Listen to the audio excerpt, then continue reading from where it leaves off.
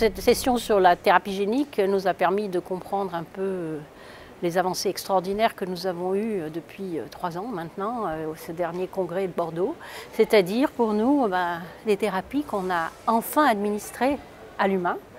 Et puis on a vu des effets secondaires dont on a déjà largement discuté déjà avec des effets secondaires qu'on a plus ou moins réussi à maîtriser. Mais ce qui est très important, c'est d'essayer à chaque fois de comprendre, et on a passé beaucoup de temps à discuter pourquoi il y a eu cet effet secondaire, pourquoi il existe et comment on peut le résoudre.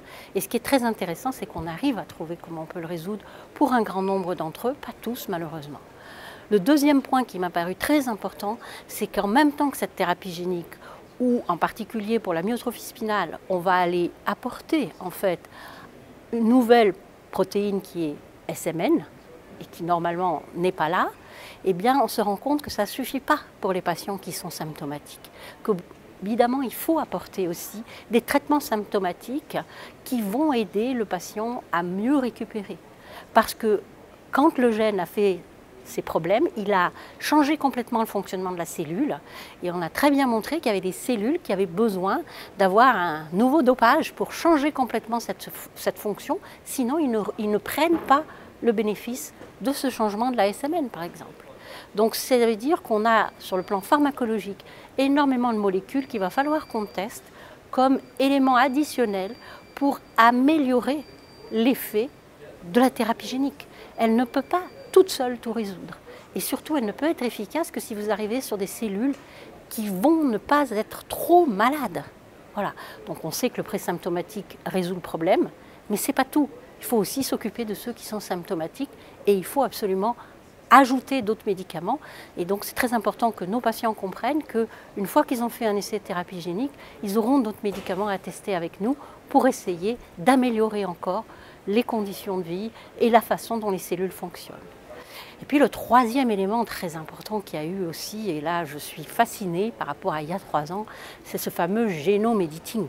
C'est-à-dire où là la stratégie est complètement différente puisqu'on va aller agir pour essayer d'enlever des morceaux qui nous gênent du génome ou de son ARN messager et pour essayer d'avoir des protéines fonctionnelles, de faire disparaître la toxicité par exemple des protéines qui sont fabriquées par des choses anormales, comme dans la myotonie de Steinert, vous avez des protéines anormales qui sont fabriquées. Si vous coupez une partie de l'ARN messager qui les fabrique, vous allez avoir une protéine qui n'est plus toxique. Et on pensait que c'était difficile, compliqué. Alors on a fait ça dans des cellules.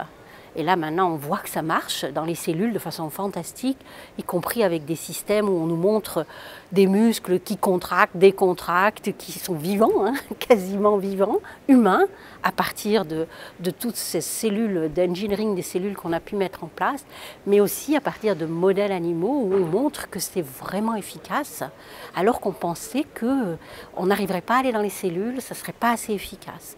Et puis ce qui nous rassure, c'est qu'on s'est rendu compte qu'il ne fallait pas que 100% des cellules, au moins dans le muscle, fassent ce génome editing pour récupérer une fonctionnalité. Donc l'avenir est ouvert pour cette nouvelle génération d'essais thérapeutiques et qui vont complémenter ce qu'on a bien connu aujourd'hui, c'est-à-dire aller remplacer un gène malade par un gène normal.